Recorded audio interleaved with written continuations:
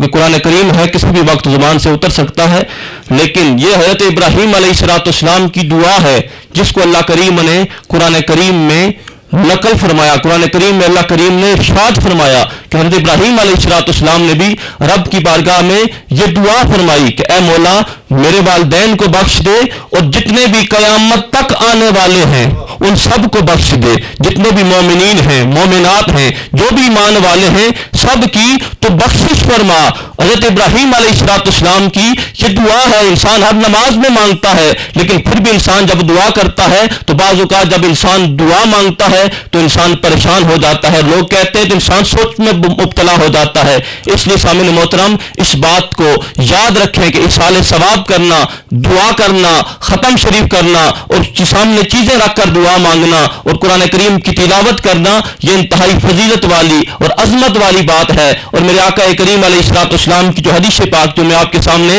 رکھ رہا تھا اس حدیث پاک کا اگلا حصہ کہ اللہ رب العزت میرے آقا کریم علیہ السلام ارشاد فرماتے ہیں، حضور علیہ السلام نے ارشاد فرمایا ان اللہ تعالی لا يدخل على اہل القبور من دعاء اہل الارض امثال الجبال۔ حضور علیہ السلام نے ارشاد فرمایا، حضور علیہ السلام ارشاد فرماتے ہیں کہ ان اللہ تعالی لا يدخل على اہل القبور من دعاء اہل الارض امثال الجبال۔ حضور فرماتے ہیں کہ اللہ کریم جو زمین والے ہیں ان کی دعاؤں کو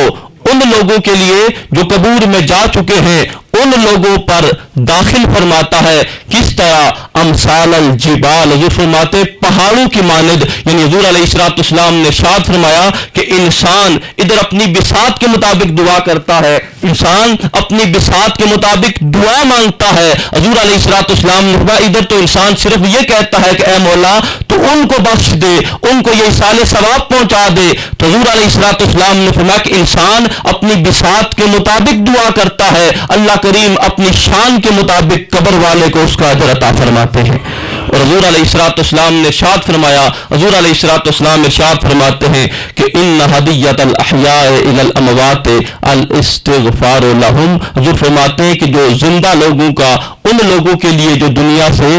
جا چکے ہیں ان کے لیے جو سب سے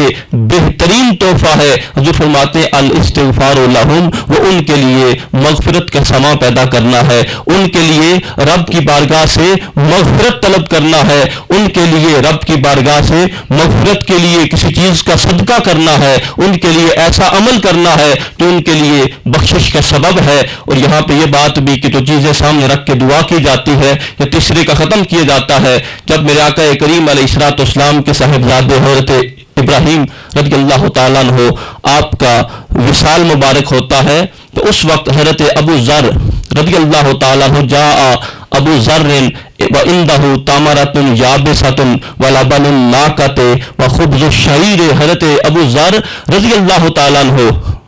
حضور علیہ السلام کی بارگاہ میں حاضر ہوتے ہیں، وہ ان کے پاس اندہ تمرۃ یابسۃ، ان کے پاس کچھ خشک کھجوریں ہیں، ولبن الناقۃ، اونٹنی کا دودھ ہے، وخبز الشعیر، اور ان کے پاس جو کی روٹی ہے، فوضعھا عند النبی صلی اللہ علیہ وسلم، وہ ان ساری چیزوں کو حضور کے سامنے رکھ دیتے ہیں۔ فقرأ النبی صلی اللہ علیہ وسلم سورۃ الفاتحہ مرۃ وسورۃ الاخلاص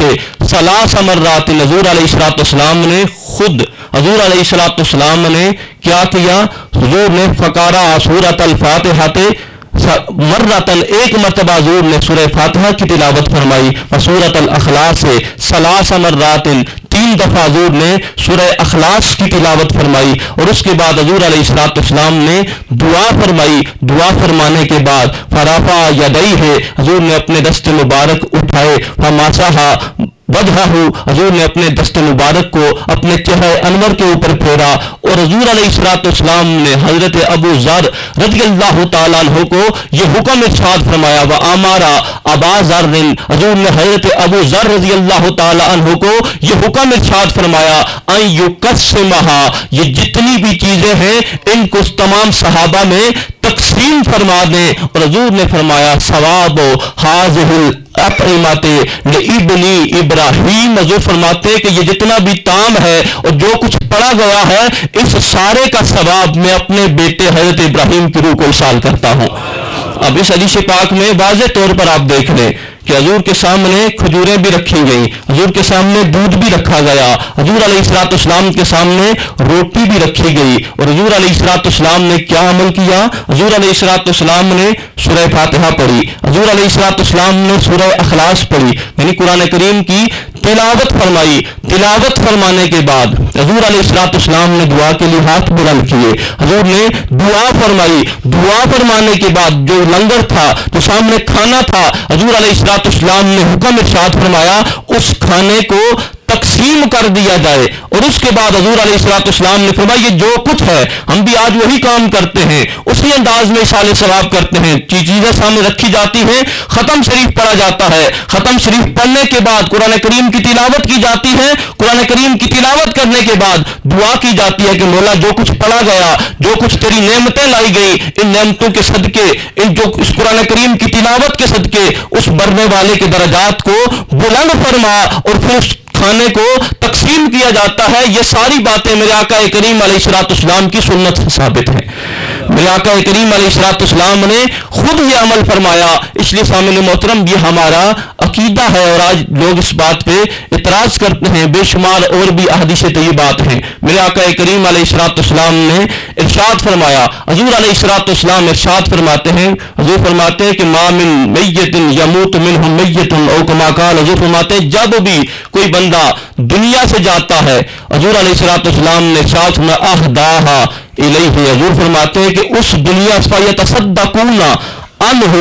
بعد موت ہی، حضور فرماتے اس کی طرف سے، اس کے دنیا سے جانے کے بعد کوئی بندہ صدقہ کرتا ہے، کوئی بندہ اس کے لیے دعا کرتا ہے، کوئی بندہ اس کے لیے کوئی اس کی مغفرت کے لیے کوئی بھی عمل کرتا ہے، حضور علیہ الصلوۃ والسلام نے ارشاد فرمایا اہداہا لہو جبریل علی طبق من نور، حضور فرماتے ہیں کہ جبریل امین نور کے ایک تشت میں رکھ کر وہ چیزیں اس بندے کے پاس ہدیے کے طور پر لے کے جاتے ہیں، ہدیے کے طور پر اس بندے کے پاس پیش کرتے ہیں۔ اور حضور علیہ الصلوۃ والسلام نے ارشاد فرمایا وَيَقِفُ عَلَى شَفِيرِ الْقَبْرِ، جبریل امین اس بندے کی قبر کے اوپر کھڑے ہوتے ہیں، وَيَقُولُ، اور اس قبر والے کو کہتے ہیں یا صاحب القبر العمیق، اہ گہری قبر والے، ہذہ ہدیۃ، یہ تحفہ ہے، اہداہا الیکا اہلو کا، جس تحفے کو تیری طرف تیرے گھر والوں نے بھیجا ہے۔